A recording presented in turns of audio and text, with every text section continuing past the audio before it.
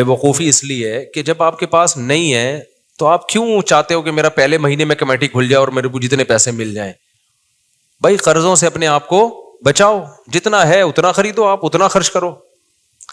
بس جی مل جائے مجھے اچانک، اور ہو سکتا ہے آپ کی کمیٹی نہ کھلے، آپ کی سب سے آخر میں کمیٹی کھلے، تو کتنے جان لٹکی ہوئی ہے کہ اتنے لوگوں کے پاس آپ کا پیسہ گھوم رہا ہے، ہر وقت کی ڈپریشن. میں نے کوئی کمیٹی والا کبھی خوش نہیں دیکھا، ہر وقت کی ٹینشن، یار اس کو پاس اتنے پیسے اس کی نکل آئی، پتہ نہیں میری کمیٹی نکلے گی اور وہ دے گا بھی. کتنے لوگ کمیٹیاں لے کے بھاگ گئے ہیں. آج ایک بندہ مجھے ملا، اس نے کہا کہ میرے اوپر دیندار آدمی، نمازی، پرہیزگار، کہہ رہا یار میں 10-15 لاکھ کا مقروض ہو گیا ہوں، میں بہت ٹینشن میں ہوں، میں بہت پریشان ہوں، میری مدد کرو. میں نے کہا بھائی میں کیا ہوا کیا؟ مجھے سمجھ رہے تھے کہ بہت بڑے سیٹ ہیں. میں نے کہا کیا؟ کہہ رہے یار میں نے کسی سے قرضہ لے کے انویسٹ کیا تھا بزنس میں، وہ پیسہ ڈوب گیا، اب وہ مجھ سے مانگ رہا ہے. میں نے قرضہ لے کے انویسٹ کیا کیوں آپ نے؟ آپ بھوک سے مر رہے ہوتے تو قرضہ لے کے روٹی کھا لیتے. سمجھ میں آتا ہے؟ آپ کو کوئی ایسی خطرناک بیماری ہو گئی، زندگی موت پہ بن گئی، تکلیف برداشت نہیں ہو رہی، قرضہ لے کے گورنمنٹ کے ہاسپٹل میں علاج کر لیتے. میں نے اپنے بارے میں وصیت کی ہے، اچھا ہوا آ گیا سامنے. اللہ نہ کرے میں کوئی بیمار ہو جاؤں، مجھے گورنمنٹ ہاسپٹل میں علاج کے لیے لے جانا. ہوتا پتہ ہے کیا ہے؟ لوگ کہتے ہیں کوئی اللہ نہ کرے کوئی حادثہ ہو جائے، زخمی ہو جاتے ہیں نا، لوگ اٹھا کے ڈائریکٹ آغا خان میں لے جاتے ہیں. بل تمہارا باپ دے گا پھر، یہ بتا دوں میں. ہاں یہ بہت ہوتا ہے مشہور لوگوں کے ساتھ.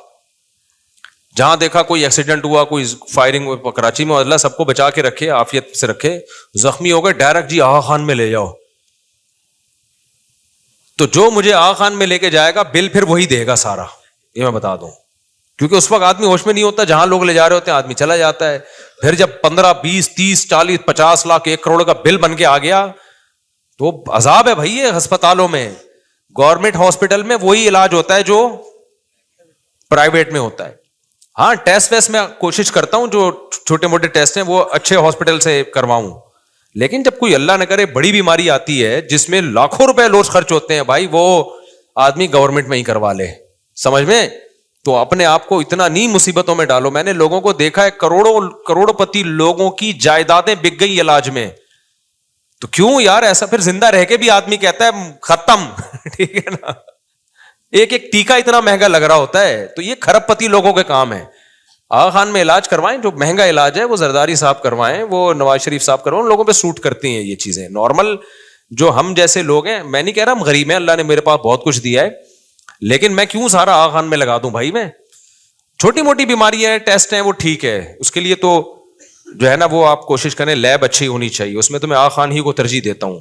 اگر گنجائش ہو تو پھر آغا خان سے. لیکن اگر لاکھوں روپے کا مسئلہ جا رہا ہے، یہ جو بڑی کوئی حادثے ہو جاتے ہیں یا کوئی بڑی بیماریاں آ جاتی ہیں، اس میں تو ٹھک ٹھک ٹھک ایسے بل بن رہا ہوتا ہے.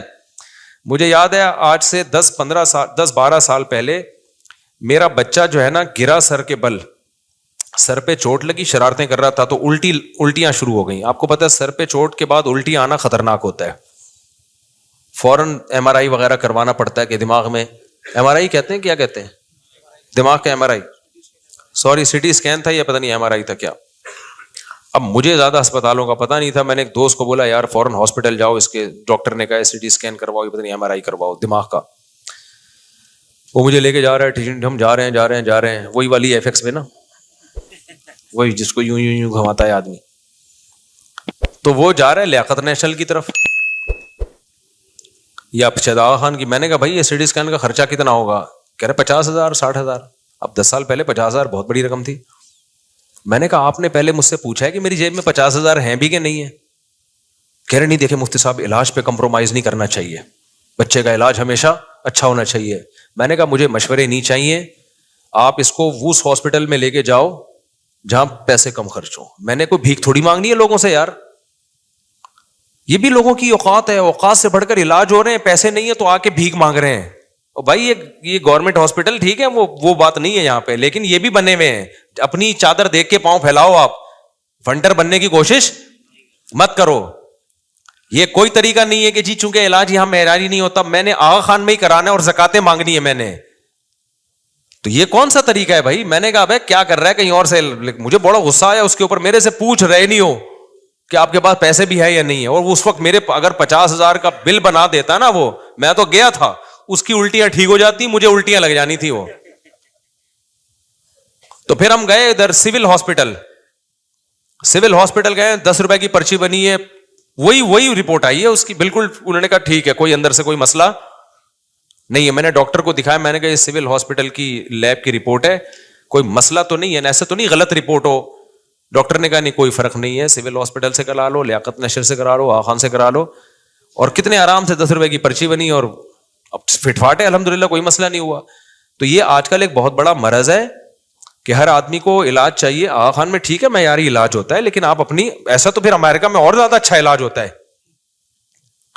جاپان میں اس سے بھی اچھا علاج ہوتا ہے. پھر آپ ذرا سا پھوڑا بھی نکلے نا, آپ جاپان کا ویزے کی کوشش کرو کہ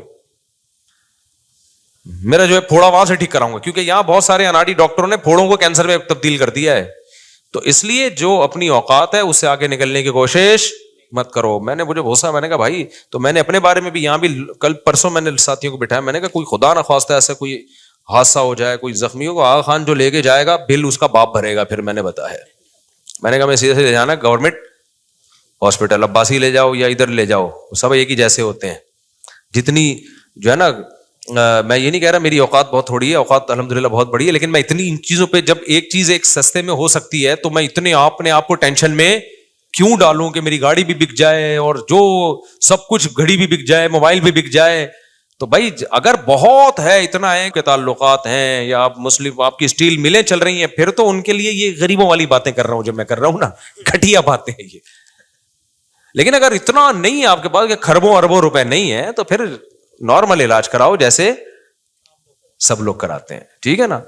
تو اس سے زیادہ آگے بڑھنے کی کوشش نہ کرو. میں سمجھتا ہوں سب سے بڑی ٹینشن یہ ہے کہ انسان کسی کے سامنے ہاتھ پھیلا. مار دو یار, ہمیں جان سے مار دو, ہم ہاتھ نہیں پھیلاتے انشاءاللہ.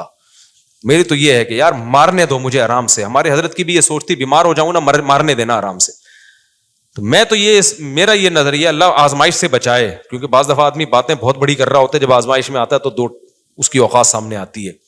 لیکن اب تک جو میری سوچ ہے وہ یہ ہے کہ بھائی بیماری میں مرنے دینا, ایسا خرچہ ہمارے اوپر نہ ڈال دینا کہ کل ہمیں لوگوں کے سامنے ہاتھ پھیلانا پڑے. موت ہمیں قبول ہے, وہ مرنا تو آج نہیں تو کل مرنا ہی ہے نا, کیا خیال. تو یہ نہیں ہونا چاہیے بڑے بڑے اتنے مہنگے. تو مجھے ابھی میں بتا دوں, اگر کوئی مجھے آغا خان لے گیا نا, اللہ سب کو عافیت والی زندگی دے, ہمیں بھی ہر طرح کی حادثہ سے بچائے. تو اگر کوئی لے جائے نا حادثاتی اس میں, ہاں مجھے پتا ہو کہ اتنا خرچہ ہوگا آغا خان میں, پھر میں اپنا سرمایہ اور اپنا حساب دیکھوں, ایک اماؤنٹ پتا ہو نا, پھر میں فیصلہ کر سکتا ہوں آغا خان میرے لیے سوٹیبل ہے یا نہیں. لیکن جب ایسے زخمی حالت میں یا کوئی ایسی ایمرجنسی میں جاتے ہیں, پتہ نہیں ہوتا پیشنٹ کو کیا ہونے والا ہے تمہارے ساتھ. بل جب بن کے آئے گا نا, آدمی کے ہوش اڑ جاتے ہیں. میں نے اپنی زندگی میں اپنے ریلیٹیوز کو دیکھا ہے, جائیدادیں بک گئی, زیرو پہ آ گئے, روڈ پہ آ گئے, وہ سب کچھ علاج میں خرچ ہو گیا ان کا, پھر بھی قرضہ ان کے اوپر, ساری زندگی ان قرضوں کو اتارنے میں لگ گیا. تو اس لیے فنڈر بننے کی کوشش کرو ہی نہیں, اور زیادہ آگے جاؤ نہیں. سب سے پہلے اپنا جنرل فزیشین جو ہے نا, جو گھریلو گلی محلے کا ڈاکٹر ہوتا ہے, یہ بھی ہلکی چیز نہیں ہوتا. لوگ اس کو لفٹ ہی نہیں کرا رہے ہوتے.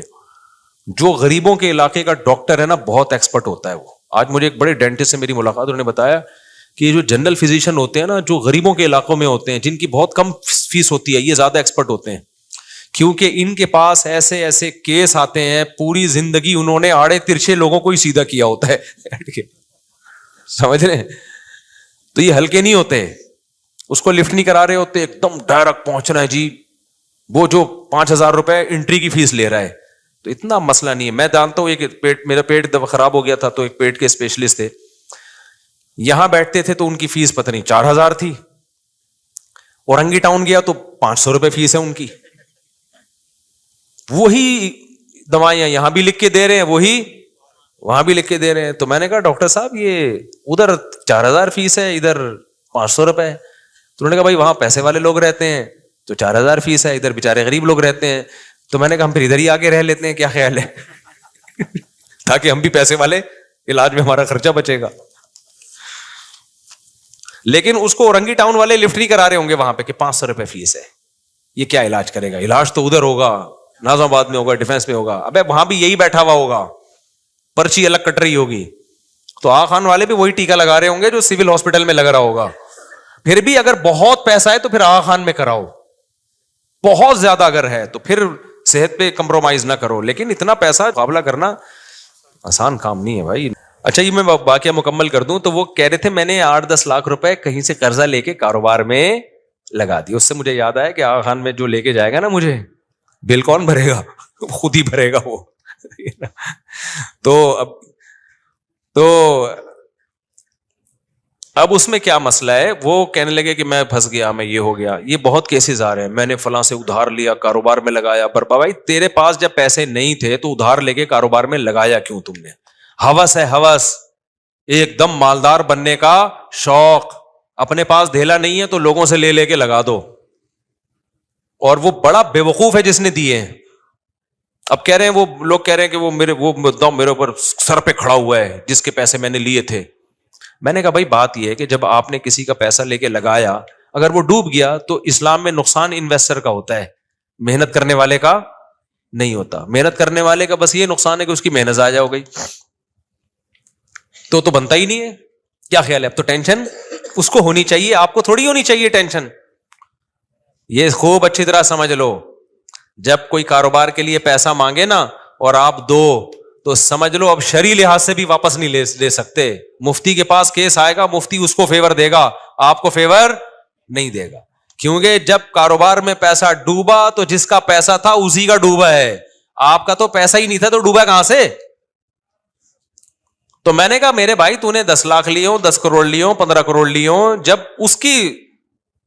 جب کاروبار میں نقصان ہو گیا تو نقصان تو انویسٹر کا ہے. اب آپ کہہ سکتے ہیں اسلام نے انویسٹر پہ بڑا ظلم کیا, یہ تو کہہ سکتے ہیں نا بھائی. بات یہ ہے کہ جس کے پاس پہلے ہی پیسہ نہیں تھا اس کو پیسہ کا پابند بنا دینا یہ زیادہ بڑا ظلم نہیں ہے کیا؟ کیونکہ کاروبار میں کبھی پروفٹ ہوتا ہے کبھی لاس ہوتا ہے.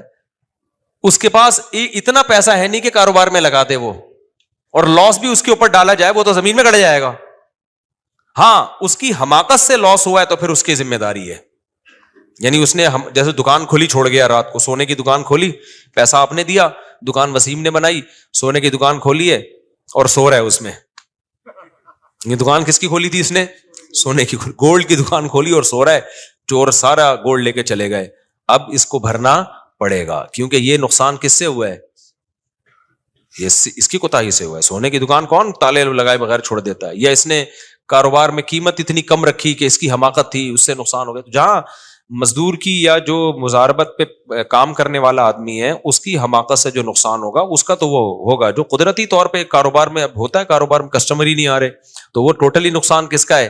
انویسٹر کا ہے. تو یہاں ایک اشکال ہوگا کہ انویسٹر بیچارے کا کیا قصور ہے؟ انویسٹر کا یہ قصور ہے تو نے پیسے دیے کیوں؟ تو پاگل ہے, تجھے اتنی عقل نہیں ہے کہ جیب جو اللہ نے ہم لوگ جو جیبیں سلواتے ہیں کوئی سائڈ کی کوئی اوپر کی, وہ اس لیے کہ اپنے پیسے کہاں رکھیں.